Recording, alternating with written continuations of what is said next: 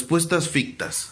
Dentro del derecho administrativo existen las figuras jurídicas que se conocen comúnmente como afirmativa o negativa ficta, es decir, que el silencio administrativo, la inactividad, inercia o pasividad de la administración frente a la solicitud de un particular deba tenerse como resuelta en sentido positivo o negativo, según sea el caso.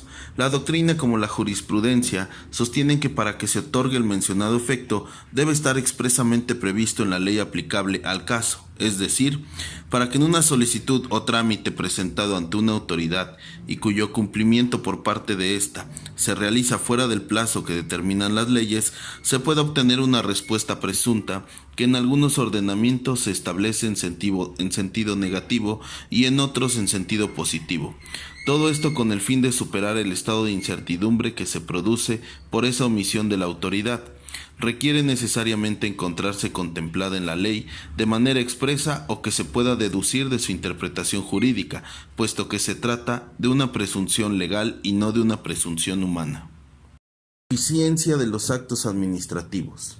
Esta no es más que una consecuencia del acto administrativo válido que lo hace apto y capaz de producir los efectos para los cuales se les dio vida jurídica. Como se advierte, la eficacia, a diferencia de la validez, se proyecta al exterior del acto en búsqueda de sus objetivos y logro de sus finalidades. De ahí que instituciones tales como la operación administrativa y la ejecución del acto sean fenómenos propios de esta instancia externa del acto administrativo.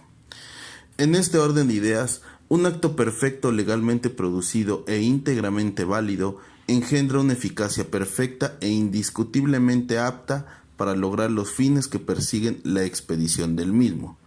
Por el contrario, un acto viciado en su validez puede hacer ineficaz el cumplimiento de lo estipulado en el acto respectivo, en la medida en que el pronunciamiento jurisdiccional o la revocación le impidan continuar surtiendo los efectos jurídicos.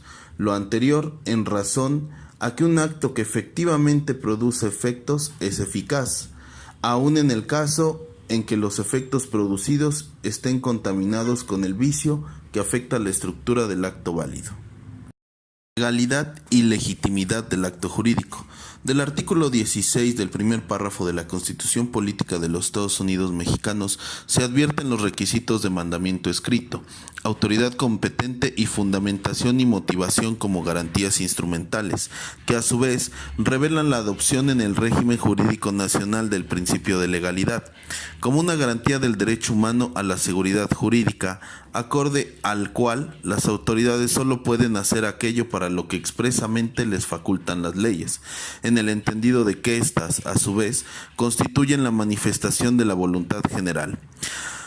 La legitimidad del acto administrativo significa que debe tenerse por válido mientras no llegue a declararse por autoridad competente su invalidez, es decir, que se trata de una presunción iurius tantum. Esa fuerza obligatoria del acto administrativo impone la necesidad de estudiar su trascendencia en la situación de los particulares a quien pueda referirse. La clasificación del acto administrativo. Los más comunes para la clasificación del acto jurídico, de acuerdo con los sujetos que intervienen, de acuerdo con las voluntades que intervienen, por el ámbito de aplicación, por los sujetos a los que se dirigen, de acuerdo con el margen de libertad para su creación, por su contenido y por su forma de expresión. La clasificación de acuerdo con los sujetos que intervienen son el acto simple, que es aquel que proviene de un solo órgano, y el acto complejo, que es aquel en cuya creación intervienen dos o más órganos, como un decreto presidencial en el que participa el Ejecutivo y el Secretario de Estado a través del refrendo.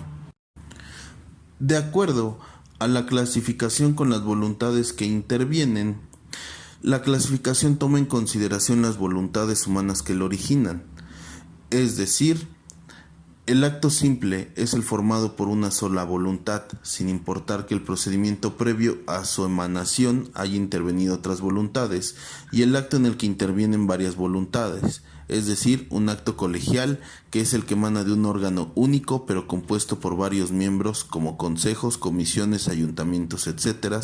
Y el acto complejo colectivo es el que se forma por el concurso de varios órganos de la administración, como es el caso del refrendo y otros. Por el ámbito de aplicación, según su ámbito de aplicación, los actos administrativos pueden ser internos, mismos que se manifiestan respecto de los órganos de la administración, por lo que no producen efecto hacia los particulares, y los externos, que trascienden en el ámbito de la administración, porque van dirigidos hacia los particulares. La clasificación por los sujetos a los que se dirigen son los actos singulares, que son los que van destinados a una o varias personas, identificadas nominativamente, y los actos generales, que son los destinados a una pluralidad indeterminada de personas. La clasificación de acuerdo con el margen de libertad para su creación son los actos obligatorios, reglados o vinculados, que son una mera ejecución de la ley, el cumplimiento de una obligación que la norma impone a la administración cuando se han realizado determinadas condiciones de hecho. Y el acto discrecional, en el cual la administración tiene un poder libre de apreciación para decidir si debe obrar o abstenerse y en qué momento debe obrar o cómo debe obrar, en fin de que el contenido va a dar su actuación. Clasificación del acto por su contenido. Una primera clasificación es entre estos dos actos decisorios y no decisorios. Los primeros son que crean, modifican o extinguen situaciones jurídicas. Los segundos son los actos de conocimiento, juicios, valoración, deseos o propuesta. Otro criterio es la distinción entre actos favorables, ablatorios o de gravamen. Los primeros son aquellos de efecto positivo o favorable al particular, y dentro de estos se encuentran las autorizaciones, licencias o permisos. Y la última clasificación, que es por su expresión, quiere decir que los escritos son aquellos que se exteriorizan mediante una forma escrita, y los no escritos son los que presentan una forma diversa de expresión, tales como los actos verbales, los tácitos y los actos presuntos.